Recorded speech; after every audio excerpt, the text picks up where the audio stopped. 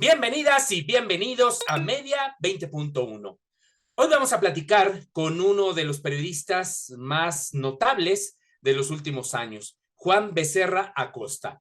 Él tiene una trayectoria importante en los medios públicos, pero recientemente fue invitado a un medio comercial, a Grupo Fórmula, a conducir su noticiario estelar en la televisión y también muy importante en el horario, pues, de la radio de las 10 de la noche. Sobre este cambio, esta transición, sobre qué piensa del periodismo actual, de lo que está ocurriendo con este clima, podríamos decir, de polarización y el deber del periodismo en esta circunstancia, es la entrevista. Antes le invito a ver algunos de los hechos destacados en materia de medios y telecomunicaciones.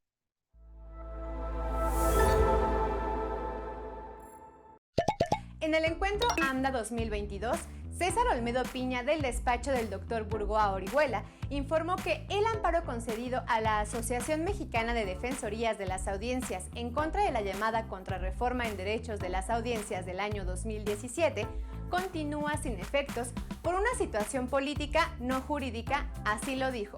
Y que tiene que ver con el estado del cumplimiento de este juicio, que ha tenido bastantes problemas, pero ya no problemas de orden jurídico, sino problemas de orden fáctico y de orden totalmente político, o sea, totalmente, para parafrasear a Luigi Ferrajoli, proveniente de los poderes salvajes del mercado. Y que la enfrenta o la contradicción, directamente el meter el pie de los concesionarios. Precisó que el amparo ganado por la Asociación Mexicana de Defensorías de las Audiencias regresa las facultades en la tutela de los derechos de las audiencias al Instituto Federal de Telecomunicaciones y ya no se sujetaría a una decisión discrecional de los concesionarios de la radio y la televisión. El principio de autorregulación es inconstitucional. Los concesionarios no pueden hacer códigos de ética de manera totalmente autónoma. Tienen que convalidarlos con el Instituto Federal de Telecomunicaciones. El Instituto Nacional de Transparencia, Acceso a la Información y Protección de Datos, el INAI, determinó que la Secretaría de Gobernación debe dar a conocer los contratos que forman parte del mecanismo para la protección de periodistas y personas defensoras de los derechos humanos. La decisión del INAI se tomó luego de que un particular le fuera negada la información sobre el costo que ha tenido la aplicación de este mecanismo y los diferentes contratos que se han generado al respecto. Al presentar el asunto al Pleno del INAI, la comisionada Julieta del Río Venegas dijo que es fundamental conocer lo que se ha hecho para proteger a las y los periodistas, debido a que México es el país más peligroso para ejercer el periodismo, de acuerdo con el informe más reciente de la organización Reporteros Sin Fronteras. Elon Musk, nuevo dueño de Twitter, sometió a votación si el expresidente Donald Trump debía regresar o no a esta red sociodigital. El 51.8% de los más de 15 millones de usuarios de Twitter que participaron en la encuesta dijeron que sí, y por lo tanto quedaban atrás sus dichos de incitación a la violencia. De esta manera, la cuenta de Trump fue restablecida. Pese a la generosidad de los tuiteros, Trump dijo que no tiene interés en volver a Twitter y que continuará en su propia plataforma Truth Social. Expertos en la materia consideran que este hecho es una expresión de cómo la moderación de contenidos en Twitter, bajo los principios de los derechos humanos, puede convertirse en una situación y en una facultad discrecional puesta en práctica bajo supuestos ejercicios democráticos. El regulador británico de las telecomunicaciones, Ofcom, podría obligar a que las grandes redes sociales revelen sus algoritmos con el fin de impedir que los lectores, particularmente los jóvenes, reciban noticias que los conduzcan a posturas extremistas.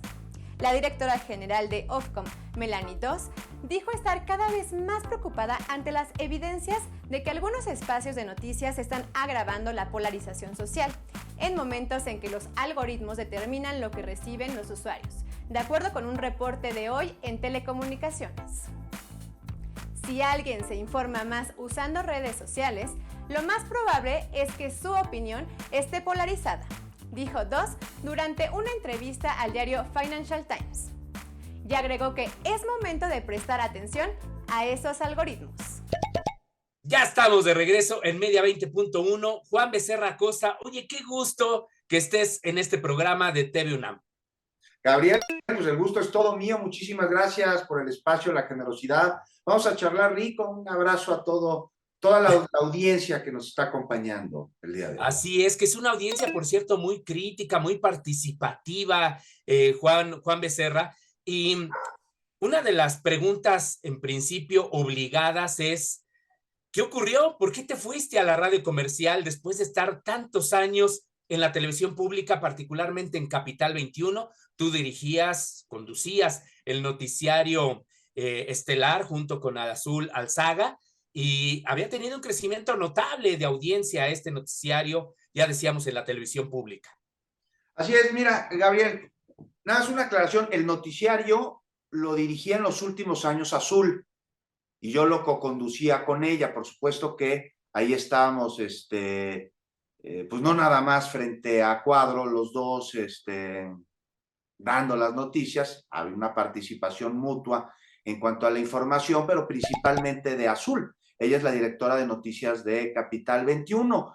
Y bueno, vivimos en un momento de muchas definiciones, Gabriel, en el que enfrentamos uno de los principales retos del siglo XXI, que es el reto de estar bien informados. Y paradójicamente, y ante la enorme cantidad de herramientas que tenemos para hacerlo, estamos muy desinformados el día de hoy a través de narrativas con distinto tipo de agendas que o mienten descaradamente o tergiversan la información o la manipulan para manipular con ello a las conciencias, aprovechándose de que son muchas las personas que quieren escuchar mentiras debido a que creen que estas mentiras son convenientes a lo que creen a su vez que son sus intereses. Vivimos tiempos de mucho cambio en cuanto a medios de comunicación, en cuanto a periodismo. Ha quedado atrás una censura proveniente desde el poder político, una censura que ya no se da, con la que antes se asesinaba a periodistas, se les hacía a un lado de los medios en los que trabajaban, se les exiliaba. Y esto no quiere decir que el periodismo pues ya es una labor fácil de crecer en México o que han acabado los asesinatos a periodistas. No, por supuesto que no, pero ya no vienen del poder político federal. Sigue habiendo colegas asesinados, incluso por gobiernos estatales o municipales, generalmente municipales. Ahí está el foco, pero ya no desde el federal. Y ya cualquier periodista o cualquier comunicador puede decir lo que piensa, incluso sin necesidad de estar cobijado por un medio de comunicación, porque a través de herramientas como las redes sociales abre su canal e incluso puede ir a personarse con el presidente de la República y decirle o preguntarle lo que quiera. ¿Cuándo habíamos visto esto? No, llegaba el Estado Mayor Presidencial y te sacaba patadas y te osabas ponerte frente a un presidente de la República para cuestionarlo. Entonces, te digo que es paradójico porque teniendo todo esto sigue existiendo mucha desinformación. Y mucha desinformación vino desde medios privados que se vieron ante una situación en la que el gobierno federal retiró aquella tradicional publicidad de cientos de millones al año, en algunos casos me parece que hasta de miles, para dirigirlas a otras necesidades de la población. Entonces, pues hubo quienes se sintieron incómodos, que se sintieron desplazados y que se les acabó el cochinito. Pero no es todo. También hay medios privados que tienen otras empresas que no se dedican a la comunicación, que se vieron perjudicadas con la cancelación de algunos contratos. Por ejemplo, tenemos el caso muy claro de Imagen, que además pues, es una empresa que pertenece a la familia Vázquez, que también tiene otra que se llama Prodemex, que tiene penales privados, Ceferezo 17 en Michoacán, en donde vino un ajuste a través de unos contratos leoninos, a través de los cuales se les cobraban pues 4,500 pesos al día a la nación por recluso, estuviera el recluso o no. Eso no importaba. Se ajustan estos contratos, pues no les gustan. Entonces, pues el periodismo es el cuarto poder. Y a través de el periodismo y a través de los grandes medios de comunicación se pueden ejercer acciones desestabilizadoras de gobiernos, como hemos visto que ha sucedido en América del Sur. Y entonces, pues cuando te abren la puerta en un medio privado donde siempre hemos dicho, por favor, denos voz, denos micrófono, denos cámara, déjenos dar un mensaje como periodistas. Y lo abren, pues ¿cómo dices que no? ¿No? O sea, está claro. Y seamos también muy honestos y muy claros aquí. El periodista debe ser ético, pero el periodista tiene preferencias y antipatías políticas, como cualquier persona. Aquel cuate que te dice, yo soy periodista y soy objetivo, una de dos, o te está mintiendo o no sabe el periodismo. Lo que hay que hacer es ser ético, no decir mentiras, no tergiversar, no manipular y no meter agenda en la información que estamos dando a conocer a las audiencias. Pero partiendo de eso, pues me parece interesante que un servidor que es afín al movimiento de la Cuarta Transformación, pues me abra la puerta en un medio privado que no tenía un conductor de noticias con esta, digamos, simpatía política. Entonces yo creo que está padre, ¿no, Gabriel? Sí, no, por supuesto es interesante y también es interesante esta transparencia tuya de decir, pues sí, estoy a favor de este movimiento de la Cuarta Transformación. De alguna manera lo veíamos en Capital 21 con una agenda pues muy clara en este terreno y te vas a un medio que efectivamente pues se había mostrado muy crítico con respecto a López Obrador, su proyecto de transformación y quizás el único espacio que se había abierto es el de Epigmenio Ibarra, ¿no? En el noticiario pues de Ciro Gómez Leiva, ¿no es cierto?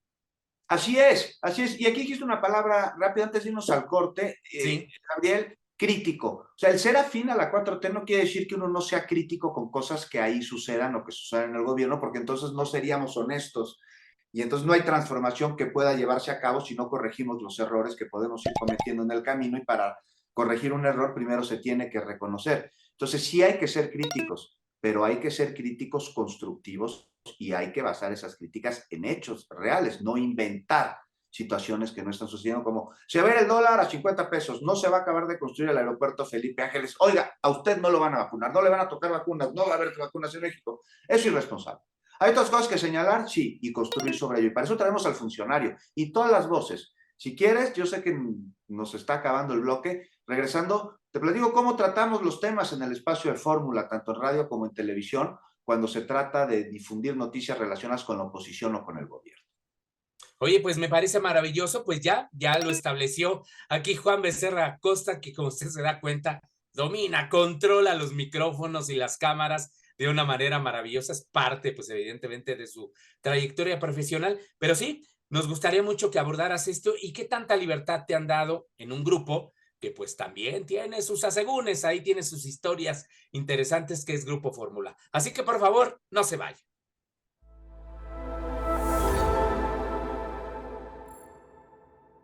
Ya estamos de regreso en Media 20.1 platicando con el periodista Juan Becerra Acosta, que ahora estar en un medio público, Capital 21, en su última pues etapa, ahora forma parte del equipo de Grupo Fórmula y nos está hablando del significado pues que ha tenido este cambio de la apertura de los medios de comunicación. Y Juan, antes del corte me decías que preparan una agenda muy clara, con el fin de ser lo suficientemente plurales en Grupo Fórmula. Se puede ser cuando la mayoría de los conductores pues son contrarios a este proyecto de transformación del país.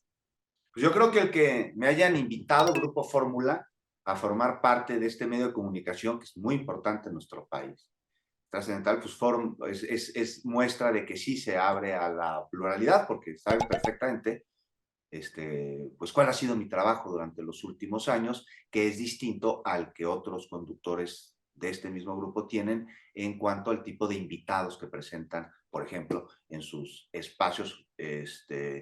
Y bueno, pues se está diciendo que en el que a mí me corresponden, los que a mí me corresponden, pues sí, somos igual de plurales. Es decir, mira, no sé tú qué opines, Gabriel, pero si hay, por ejemplo, el anuncio de una alianza opositora, ahora Unidos, que hace unas semanas anunciaron que se iba a dar, pues ¿a quién invitamos a hablar de una alianza opositora? Pues me parece que hay que hablarle a la oposición, porque ellos la están haciendo. Entonces le hablamos a la oposición y le preguntamos, me acuerdo, tuve varias entrevistas sobre el tema, una, por ejemplo, Emilio Álvarez y Casa, y partiendo del hecho de que una oposición es absolutamente necesaria en cualquier democracia, Le pregunté que cuál era su proyecto y me dijo que todavía no tenían. Entonces, pero esos son las personas que tenemos que invitar porque ellos son los enterados de su tema. No quisiera invitar para hablar de una alianza opositora a alguien afín a Morena para que en un discurso que puede tener toda la razón del mundo, me despotrique de la tiendita de enfrente. Así como tampoco, si hay una bronca en Morena entre Laida Sansores y Ricardo Monreal, si todavía lo podemos seguir llamando, de Morena, pues no voy a invitar a alguien de oposición a que plantee lo que está pasando en la tiendita de enfrente suya. Entonces, pues trajimos a Toño Atolini, por ejemplo, en donde sí habló que hay una ruptura a través de este pleito y que se debe hacer un llamado a la unión. Entonces, ese es más o menos el tema que estamos llevando en cuanto a cómo decidimos quiénes van a ser los invitados durante cada noche. O sea, si alguien se destapa como corcholata a la Ciudad de México, pues que venga y le preguntamos, oye, como a Kenia López Rabadán, ¿qué proyecto tienes? Porque nos dijo claramente que iba a ganar la Ciudad de México y le preguntamos, pues, ¿cómo la vas a ganar? ¿Cuál es tu proyecto? Todavía no tenemos. Bueno, pero eso nos lo dijo ella. No nos dijo alguien de fuera, es que ellos no tienen proyecto. No sé si ves la pequeña diferencia. Sí. ¿No? De primera mano, ¿por qué? Porque aquí la opinión más importante es la de la audiencia y debe ser construida a través de las voces de los actores, de los hechos y de las noticias. Y estos hay que verlos no como algo aislado, sino como el síntoma de algo que sucedió antes, para poder entonces entender o prever hacia dónde se van a dirigir. Es que escuchen a todas las voces. Abrimos la conversación, es un lema en Grupo Fórmula que a mí me gusta y veo que sí sucede. Pues que todos hablen sobre el mismo tema los involucrados, para que la audiencia se genere a través de estas voces su propia opinión, que la construya. Y entonces, pues sí veo pluralidad. Al límite no me han puesto ninguno. Ya voy para los 2 meses y jamás me han dicho invita o no invita o no digas o di. Eso te iba a preguntar, que si justo te ha garantizado la empresa una libertad de expresión plena y si esta libertad está, por ejemplo, en el contrato que tú tienes con Grupo Fórmula.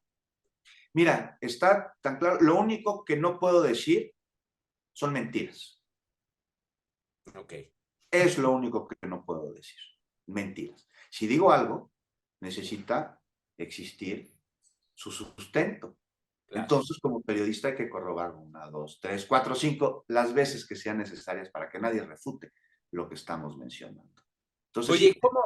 ¿Cómo ves actualmente la situación de la radio, en este caso, también por supuesto de la televisión, pero quiero centrarme por ahora en la radio en cuanto a esta apertura? Ya decíamos que veíamos como una especie de nado sincronizado de la mayoría de los noticiarios en contra del proyecto del presidente de la Cuarta Transformación, pero ¿cuál es tu visión? ¿Tú cómo lo has visto este fenómeno?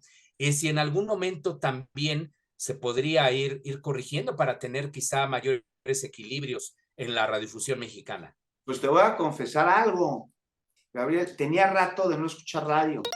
¿Por qué? Porque estando, y yo sé que como periodista no va a estar escuchando radio, recibía compendios de los temas que se tratan en la radio, en la mañana sí, normalmente, pero cuando voy en el coche, y es que estamos leyendo todo el día, revisando las notas, revisando la información, entonces te pasan. Dijo esto Carmen Aristegui, dijo esto el programa de radio que quieras mencionar, pero no lo estaba escuchando hasta que estoy en Grupo Fórmula, que ya pues lo escucho porque yo estoy haciendo radio los fines de semana de 7 a 10 de la mañana. Entonces sí veo que ha habido en muchas estaciones de radio, grandes conglomerados, un nado sincronizado de mucho señalamiento y mucha crítica, y en algunos casos de mucha infodemia con respecto a lo que se está haciendo desde el gobierno. Y como que muchos invitados de un sector nada más opositor. Siento que hace falta voces más del otro lado también para que exista pluralidad, pero también voces pues, que no estén casadas con ninguno de los dos bandos, porque seguimos polarizando. Entonces, me gustaría un poquito más de análisis que de opinología ilustrada. No es lo mismo. El análisis lo lleva a cabo un especialista en la materia. La opinología, pues un intelectual, un político, un escritor, generalmente afines a un cierto grupo político con una agenda. Lo que estamos haciendo nosotros es precisamente llevar especialistas y mucho reportero. Solo le damos juego a nuestros reporteros están en el epicentro de la noticia y muchas veces nada más consignan. Sucedió esto en tal lugar, a tal hora, con tales personas, ¿no? La clásica nota simple, qué, quién, cuándo, cómo y dónde. No, oye, ¿y tú cómo ves? Reportero que está en la Cámara de Diputados, que está en el Senado. Bueno, sí, esta es la nota dura, estas son las reservas, esto se discutió, esto se aprobó, esto no. Y atrás en los pasillos, ¿qué está sucediendo? La reportera de la Ciudad de México, ¿cómo recibió la gente a la jefa de gobierno ahora que hizo su recorrido por las 16 alcaldías? ¿Le ofrecieron carnitas? ¿O le ofrecieron tal vez ajolotes allá por la zona chinampera? Sí. Eso estamos haciendo, porque también hay que escuchar las voces de los que están en el epicentro de la noticia. Y el radio, pues vaya que ha sido una experiencia maravillosa comenzar a hacer radio, porque es lo más mágico y flexible que existe en comparación con la televisión. Puedes jugar con los tiempos, con las ideas y narrar y contar. Y pareciera que en la televisión hay una relación más estrecha con las audiencias. En mi caso, a mí me parece que en la radio es más. Hacer radio para mí es como hacer televisión, pero sin maquillaje, sin que una u otra sea mejor o peor. Solo es distinto. Sí, sin duda, la radio es mágica y permite, pues justo por la cantidad de radiodifusoras, fortalecer esta pluralidad. ¿No extrañas a la televisión pública, Juan? Pues claro, es mi casa. Son mi casa muchísimos años. ¿Cómo no la voy a extrañar? Ahí me hice. Hay muchos amigos ahí en la televisión pública, pero la verdad es que me la estoy pasando muy bien donde estoy ahorita. Y hay que aprovechar el músculo que tiene Grupo Fórmula para comunicar. Entonces, pues, diario tengo enlaces con reporteros en los estados, por ejemplo, cosa que me parece maravillosa. Y en ese momento y en vivo, ¿qué está sucediendo en Monterrey? ¿Qué está sucediendo en Quintana Roo? ¿Qué está sucediendo en Veracruz? Y un gran equipo de redactores, un gran equipo de reporteros pues te da muchísimas posibilidades para desempeñarte como profesional de la comunicación. Entonces estoy muy contento. Extraño a la gente de Capital 21, pues sí, imagínate, con unas 10 años trabajando todos los días. Sí, indudablemente. Ya para ir cerrando, Juan, yo sé que aquí podríamos estar platicando por mucho tiempo, pero el presidente en diversas ocasiones se ha referido a que hay una crisis en el periodismo en México. ¿Tú coincides con esta afirmación ya para cerrar la charla? A mí me parece que no. No estoy de acuerdo con el presidente en que hay una crisis en este momento en periodismo. Son tiempos de definiciones, pero hay grandes periodistas ejerciendo su labor profesional desde medios privados, desde medios públicos, caray, y desde medios digitales. Hay que echarle un ojo a lo que está sucediendo en medios digitales. No hay una crisis de periodismo para nada. Lo que hay una crisis es una crisis de desinformación y esto es mucha responsabilidad de la audiencia quien debe construir un juicio crítico y no informarse nada más en un lugar, sino en distintos, para a través de ello y contrastar las ideas, generar su propia opinión. Pero no hay crisis de periodismo. Bueno, pero tú hace un momento dijiste como una crisis de definiciones. Eso sí, ¿no? ¿O no? Crisis de definiciones, sí, sobre todo en algunos, y lo podemos ver en todos lados, Gabriel. ¿Qué me dices de lo que sucede al interior de Morena con Ricardo Monreal, por ejemplo? Que claro. Si se va en diciembre, que si no se va en diciembre. No, lo que nosotros podemos ver en el mundo político es reflejo de lo que está sucediendo en la cotidianeidad. Todo está conectado, todo está relacionado. Y bueno, la responsabilidad de las audiencias de tener juicio crítico y la responsabilidad de los medios de comunicación de ser éticos al momento de desempeñar su labor. Puedes estar de un lado o de otro, en la tiendita de enfrente, te digo, en la tiendita de acá, pero hay que decir la verdad, siempre. Claro, y tener esas definiciones que decías, ¿no? Hablarle con transparencia a sus audiencias. Pues muchas gracias, Juan Becerra Acosta. Muy rápidamente, ¿dónde te pueden ver y escuchar? Si nos repites, por favor. Gracias, Gabriel. Pues a las 10 de la noche en Telefórmula y a las 7 de la mañana, sábados y domingos en Radio Fórmula y los miércoles en mi columna Política en la Jornada. Así es. Pues bueno, a despertarse muy temprano también los fines de semana para escucharte, Juan. Pongo buena música. No, me imagino. Oye, perdón, es que me acordé, ¿te acuerdas de cuando decían dormía con quién era, ¿no? Alguien de Televisa muy afamado, Joaquín López Dóriga, y amanecía, pues, no sé, con Guillermo Ortega, ¿no? Era interesante, ¿no? Aquí es se duermen contigo y despiertan contigo ahí en Grupo Fórmula los fines de semana. Es un horario pesado. Sí, le digo los viernes, mañana no nos vemos, pero sí nos escuchamos. Exacto. Bueno, pues muchas felicidades, Juan Becerra Acosta. Muchas gracias por estar en Media 20.1. Muchas gracias, Gabriel. Un abrazo a ti y a toda la audiencia. Y muchísimas gracias a usted. Hasta la próxima semana.